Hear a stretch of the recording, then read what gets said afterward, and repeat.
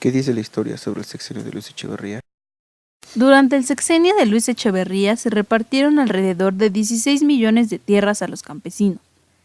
Además, se trabajó en la política exterior y reforzó la presencia y turismo de México en muchos foros y reuniones internacionales. También se creó la Comisión Nacional Tripartita formada por empresarios y funcionarios públicos para solucionar la crisis económica en México. Después de reforzarse la Constitución y la Ley Federal de Trabajo de 1970, se reformaron propuestas por la Subcomisión de Vivienda y se promulgó la Ley Infonavit. También se incrementó la deuda externa y el gasto público. Durante su gobierno se desató una crisis económica y su gobierno compró empresas que estuvieron por quebrar para poder sostener los empleos. Sin embargo, no funcionó por la corrupción dentro de dichas empresas. Además, Luis Echeverría quiso conectarse con los jóvenes ofreciéndoles empleos. Sin embargo, es recordado por ser el precursor de la matanza del 68. De Echeverría, pues igual, el mismo sistema, priista, no te puedes quejar, no podías hablar, no podías hacer nada, porque a usted que le importa, a usted si no le parece, y se aguanta, porque te enseñaba su charolota del PRI. Entonces te tienes que aguantar, no fue guerrilla, fue un matadero de gente y estudiantes, porque yo me acuerdo que iba con mi hermana a las marchas, a las huelgas, yo creo que entraba a la secundaria yo, pero pues mi papá les prohibía que no salieran, mis hermanos ya estaban en la universidad, y yo me iba con mi hermana, porque pues, yo veía a la gente y te emocionas, cuando eres chava te emocionas, ¿no? No sabes ni el peligro que había, yo no sabía el peligro, pero mis hermanos dejaron ir a la escuela, a la universidad, nos contaron todo lo que hubo. El estudiante que lo encontraron con credenciales, lo mataban, simplemente por ser estudiante. Acudo a la iniciación de una nueva etapa en la fecunda vida de esta casa de estudios, con la que se abre también simbólicamente una nueva era de mutua comprensión y respeto entre la universidad y el gobierno. Durante el sexenio de López Portillo, México se convirtió en el primer exportador de crudo, lo que logró que el PIB se elevara a 8% anual y que la tasa de desempleo se redujera en un 50%. Gracias a ello, en 1980 México ocupó el sexto lugar en el mundo en cuanto a reservas se refiere y el quinto en producción. Para 1982, el país ocupaba el cuarto lugar en reservas y exportaba 1.500.000 barriles diarios, después de la Unión Soviética, Arabia Saudita y Estados Unidos. Para 1979, la oferta de trabajo por primera vez fue mayor que el aumento de la población. La masa salarial creció en 1980 un 39% por el mayor empleo y mejores salarios. La abundancia es buena cuando se sabe administrar.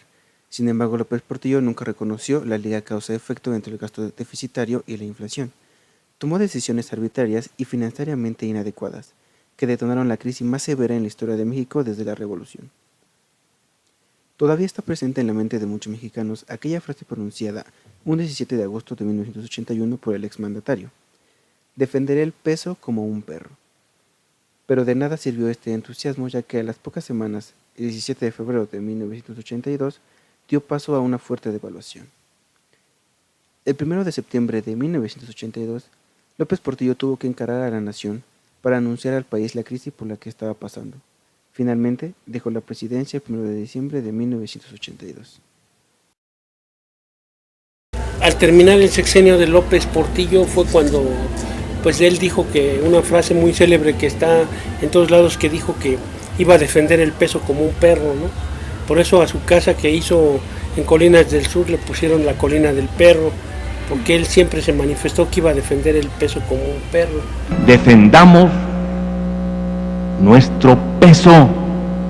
Esa es la estructura que conviene al país.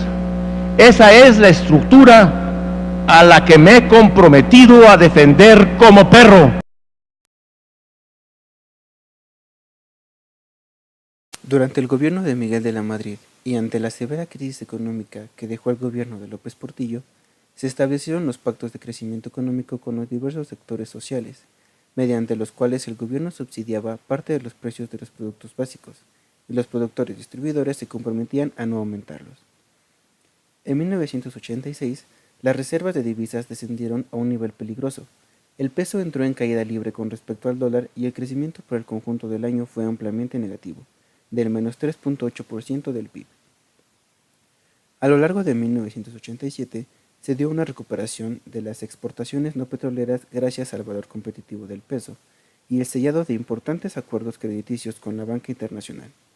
Se recuperó el precio del barril de crudo, así que las reservas de divisas elevó su nivel hasta el valor histórico de los 15.000 millones de dólares. El 18 de noviembre, el gobierno dispuso una devaluación del peso del 55% y el tipo de cambio intervenido se fijó en las 2.278 unidades por dólar, haciéndolo coincidir con el tipo de cambio libre.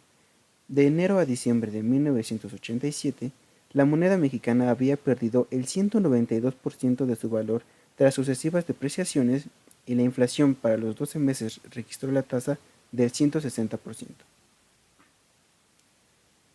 Con De la Madrid se cerraba una época, pues el mandatario, a diferencia de sus predecesores, renunció a incrementar el presupuesto federal como fórmula para contener las presiones sociales.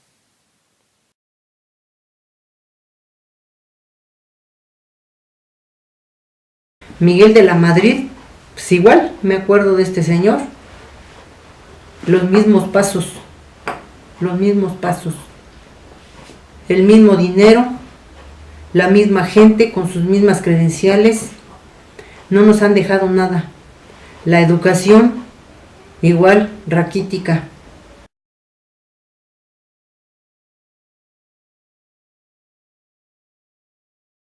Carlos Salinas de Gortari resultaría electo como presidente de la República Mexicana para el periodo de 1988 a 1994, en una de las elecciones más polémicas de la historia reciente de México. Algunos de los eventos más destacables durante su mandato sería la venta de Telmex, la privatización de la banca y la firma del Tratado de Libre Comercio, el cual se comenzó a negociar a fin de facilitar el comercio entre México y sus vecinos del norte, Estados Unidos y Canadá. En diciembre de 1992, el Tratado de Libre Comercio fue firmado por los presidentes Salinas de Gortari, George Bush y el primer ministro canadiense Brian Mulroney. Este acuerdo entró en vigor en enero de 1994, tras ser aprobado por las cámaras legislativas de los 3 países firmantes. Salinas de Gortari termina su mandato dejándole al próximo presidente una de las peores crisis financieras que ha vivido México, conocida como el error de diciembre y en el exterior como efecto tequila. Cuando entró Salinas, no teníamos tanto conocimiento, bueno, yo no tenía tanto conocimiento con las noticias, no estaba muy pegada con las noticias. Era en 88-94, andaba así como que muy distraída en cuestiones de noticias y de informarme con cuestiones del gobierno. En esa época a mí se me hizo un buen presidente, pero oh desgracia, cuando salió fue cuando vino la devaluación.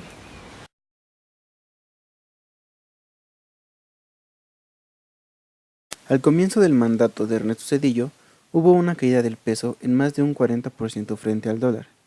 Causó quiebras de miles de compañías, provocó desempleo y que muchos deudores se vieran impedidos de pagar. El panorama cambió durante el resto del sexenio de Zedillo. Se dio una sorprendente recuperación del empleo y una sana administración de la economía. Por otro lado, hubo una apertura política mexicana que permitió en julio de 1997 la victoria electoral de Cuauhtémoc Cárdenas como jefe de gobierno del Distrito Federal, fecha en que también el PRI dejaba de poseer la mayoría absoluta en la Cámara de Diputados.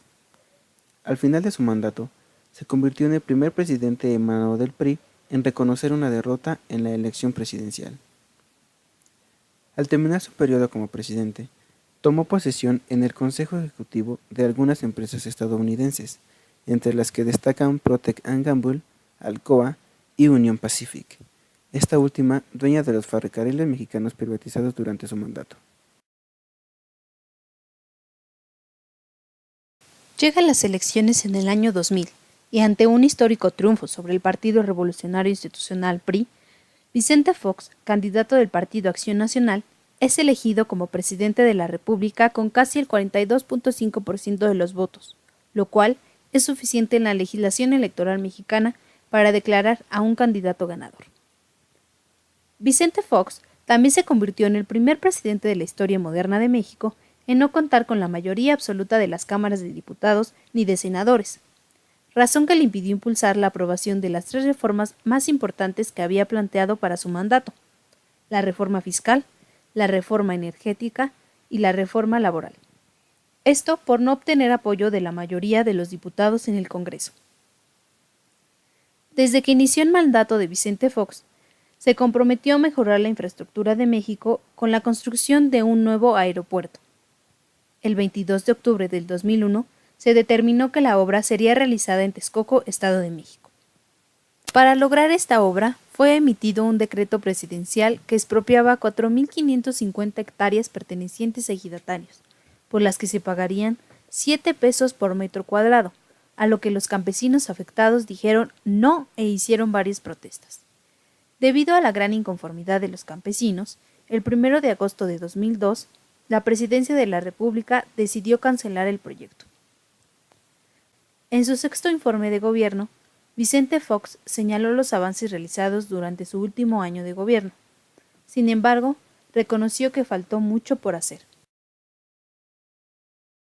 Cuando Fox entra a la presidencia, yo cursaba la preparatoria y no le vi ningún beneficio en su entrada. Yo siento que él solo quiso volver a ser como lo era Salinas, como un parapeto hacia el pueblo, o quererse sentir como gente del pueblo cuando no lo era, o no tenía por lo menos un conocimiento de la situación tan difícil que vivía el país.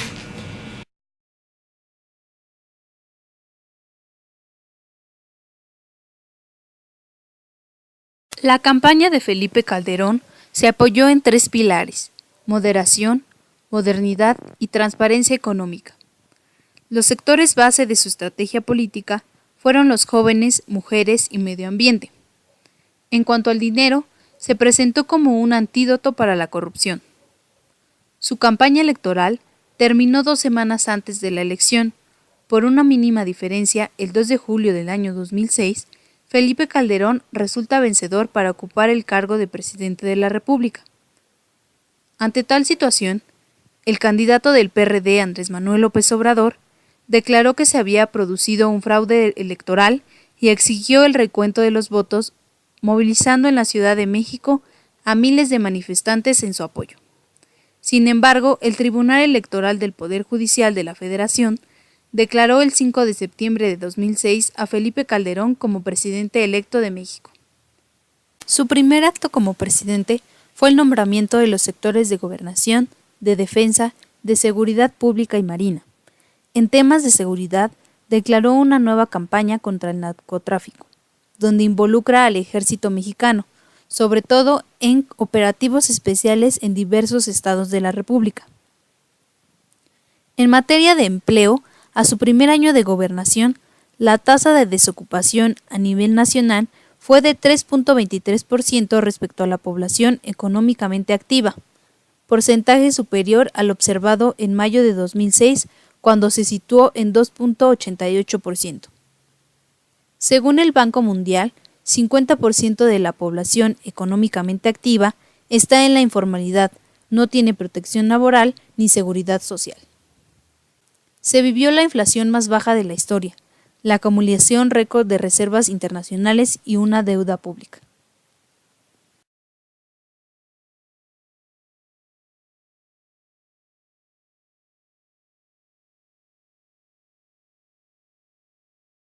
El 30 de agosto de 2012, a las 22:25 horas, después de una apelación que se sostuvo desde el día de las elecciones federales, Peña Nieto es declarado presidente electo de México por unanimidad de los 7 integrantes del Tribunal Electoral. En enero de 2013, fue anunciado el programa social Cruzada Nacional contra el Hambre, cuyo objetivo descrito desde el inicio del cargo presidencial es el de abrir la pobreza, la desnutrición y la marginación en México.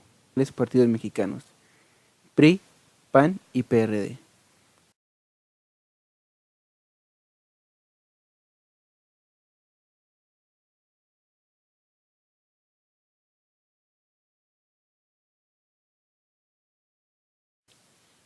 El 12 de agosto de 2013, la Presidencia de la República presentó al Congreso de la Unión la iniciativa de reformas en materia de hidrocarburos e industria energética, que a diferencia de otras reformas ha encontrado más oposición por parte de los restantes partidos políticos, que conforman las cámaras, especialmente por los de izquierda.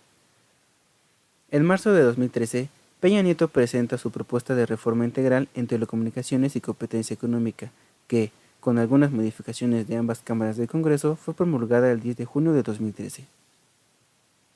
El 9 de septiembre de 2013 es presentada por la Presidencia de la propuesta de reforma fiscal para México, que tras un largo debate, diversas críticas y modificaciones, fue aprobada por el Congreso y publicada en el Diario Oficial de la Federación el 11 de diciembre de dicho año, entrando en vigor el 1 de enero de 2014.